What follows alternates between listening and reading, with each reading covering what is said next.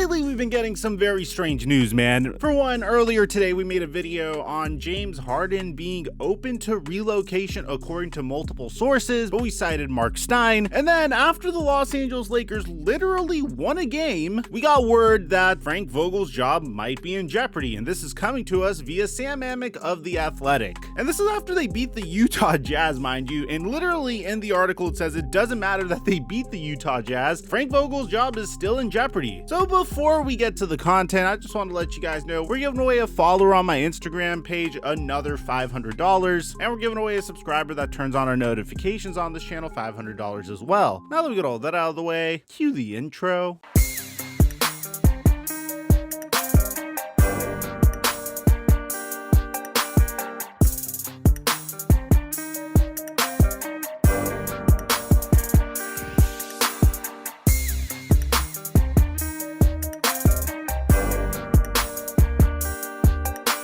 Mic check 1 2 1 2. What's going on, everybody? So the Los Angeles Lakers haven't really been living up to expectations so far. I want you guys to go into the comment section and let me know why you think the Los Angeles Lakers aren't performing well so far. Could it be Russell Westbrook is a very bad fit? Could it be that the Lakers are too top heavy and their supporting cast isn't good enough? Could it be that their head coach is just incompetent or a horrible head coach? These aren't my own thoughts. I'm just throwing stuff out there. I'm going to tell you personally why I think the Los Angeles Lakers aren't performing well. And this is despite them beating the Utah Jazz last night. I think it's three major things. One is the fact that the Los Angeles Lakers are too top heavy, which typically you could get away with being a very top heavy team if your three best players play very well together. You look at LeBron James's Miami Heat teams, and that's a perfect example of a team that's extremely top heavy that plays well together. If you look at this roster, the construction of the roster is more or less very similar to the roster that the Los Angeles Lakers have currently. You have LeBron James, Chris Bosh, and Dwayne Wade. You also have some veterans that are getting towards the end of their career, but they're still thought to be players that could potentially contribute to a championship team. For example, Chris Anderson was in the NBA for 10 years at this point. Ray Allen was in his 16th year in the NBA. Shane Battier was in his 11th season in the NBA, and he was still performing really well. Then you had Rashard Lewis, who was kind of an end of the bench role player at this point, and then of course Mike Miller, who was still a pretty good three-point shooter.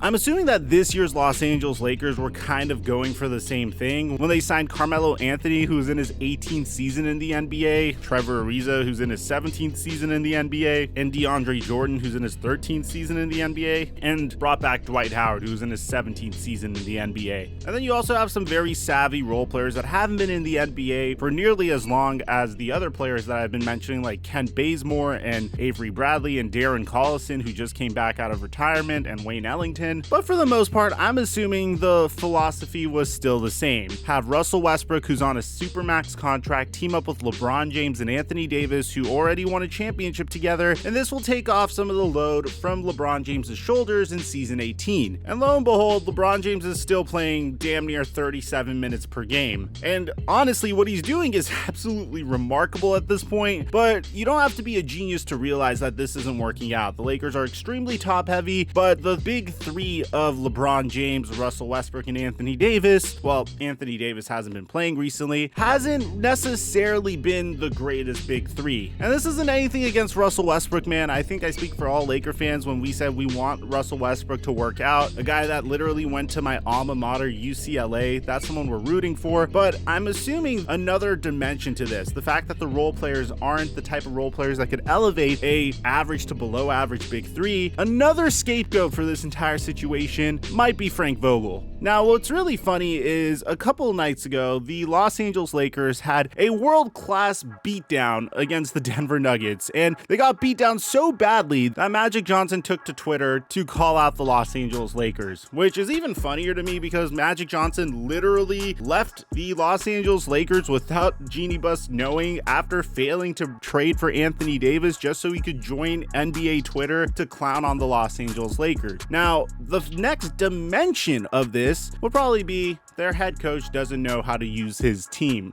And granted, you need to understand that Frank Vogel's background in the NBA is one of a very defensive-minded head coach. And also, Frank Vogel was the head coach of the Los Angeles Lakers when they won their first championship in almost a decade. And personally, I believe the Los Angeles Lakers should give him as much rope as possible, because anytime a head coach wins your team a championship, I think you should do whatever it takes to give him as many chances as possible. But I think there's significantly more urgency here, considering the fact that the Los Angeles Lakers have LeBron James playing like out of his mind at the age of 37. So there is a sense of urgency. So this is what the article says. Lakers coach Frank Vogel's job is in serious jeopardy despite the Utah Jazz's win. This is from Bill Oram and Sam Amick. It opens up with saying what was seen as a back and forth between LeBron James and Magic Johnson played out publicly for all of us to see. Sources say that behind the scenes it was Lakers coach Frank Vogel who's under fire more than ever before. By the time the Lakers and Jazz tipped off on Monday night, Vogel was coaching for his job after he narrowly avoided being fired in the wake of a 37-point loss versus Denver 48 hours earlier. Had a scene like that repeated itself against the Utah Jazz, many believed it would have been Vogel's last game. Vogel, who coached the Lakers to a championship in 2020 and whose contract runs through the 2022-23 campaign, is being evaluated on a game-to-game basis and remains at risk of being fired soon if the progress doesn't continue, sources say. It's unclear how much Monday's win relieved that pressure around him. With the Lakers now in 7th place and at 500 and the midway point of the season behind them, sources say the organization's decision makers are closely monitoring the key question of whether Vogel still has command of the locker room. Monday offered yet another opportunity for a reset for the Lakers, and it came with plenty of style and energy. Russell Westbrook set the tone with a one-handed dunk over Rudy Gobert.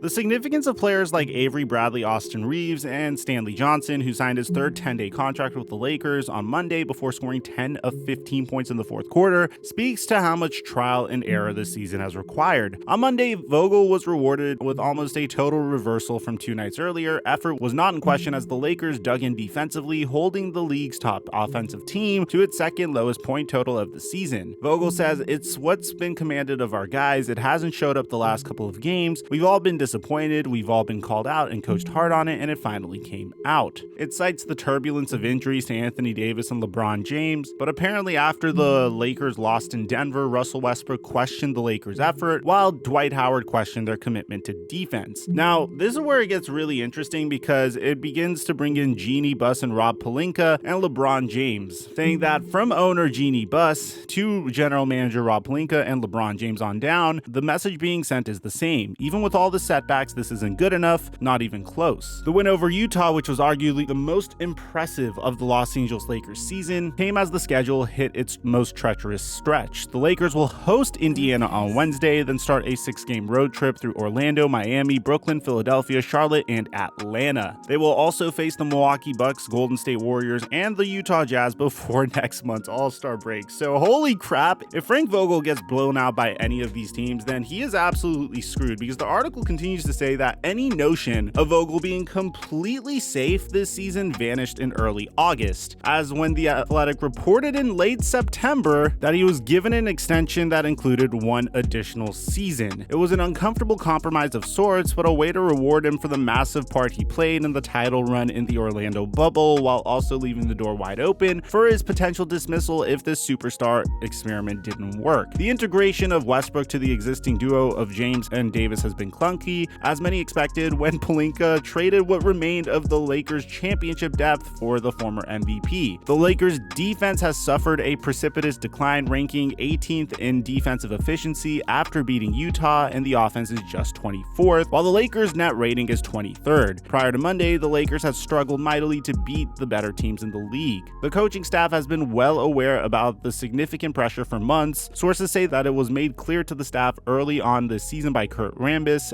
the current director of basketball affairs, but after Rambis relayed the word that people were on hot ice, COVID complications made it nearly impossible for the Lakers to continue evaluating Frank Vogel because, among other reasons, he wasn't there. Now, this is where they bring in David Fizdale, who apparently filled in the role in his absence, and the Lakers went just 1-5. When Vogel returned, they won 4 in a row. But then came the 3-game losing streak that nearly cost Vogel his job, which was a 127-119 home loss to Memphis, then Sacramento, then an absolute beatdown at Denver. So ultimately, the question is, and I asked you guys in my Instagram poll, should the Lakers fire Frank Vogel? And here are some of your responses. One of my followers' takes was the fact that if the Los Angeles Lakers fire Frank Vogel, you're pretty much throwing away the season if you don't have anyone qualified to replace him. Now, I know what you guys are going to be saying. Mike, what about the 2016 Cleveland Cavaliers? Well, in that instance, the Cleveland Cavaliers had the perfect replacement for David Blatt, and I'm assuming LeBron James and company looked at Tyronn Lue, said, we all respect Tyronn Lue. He is qualified to take this team and win an NBA championship with this team, and ultimately the Cleveland Cavaliers were able to win. We have a whole video on that, but in this instance, I don't think David Fizdale is a qualified head coach to take over for Frank Vogel. I don't know if this is from Clutch Sports or from LeBron James's camp trying to get David Fizdale, his guy pretty much, a head coaching gig with the Los Angeles Lakers. There is a lot of urgency to make the most out of how incredibly productive LeBron James has been so far, but if you fire Frank Vogel and bring in someone like David Fizdale, who so far in 6 games went 1-5, then you're just shooting yourself in the foot even more. Personally, my take on the matter is I wouldn't blame Frank Vogel for the Lakers not performing well. I don't think the pieces in place are one that create a successful championship team. Floor spacing is really bad, and the only way that you can make up for the lack of floor spacing is hoping that you lock down on defense enough so the opposing team doesn't score as much, so you don't need to score as much. And I don't know if that's a sustainable model for successful basketball, especially once you get into the playoffs, assuming you get into the playoffs and you have to face teams like the Golden State Warriors. So personally, I think Frank Vogel is being scapegoated, and I think it's a huge shame, especially because I don't feel like he is being appreciated as much as he should for bringing the Lakers a championship, but maybe there's someone else other than Fizdale that might be a better option, because for all you know, the Minnesota Timberwolves hired their latest coach from Toronto in the middle of the season, so maybe the Los Angeles Lakers could do something similar to that, but I don't really see a path to success by firing Frank Vogel right now. Let me know in the comment section down below what you guys think about all this, man. Maybe I'm wrong. I'm going to be reading your replies on Instagram and responding. Aside from that, I'm your boy Mike, and I'm dropping our mic until our next upload.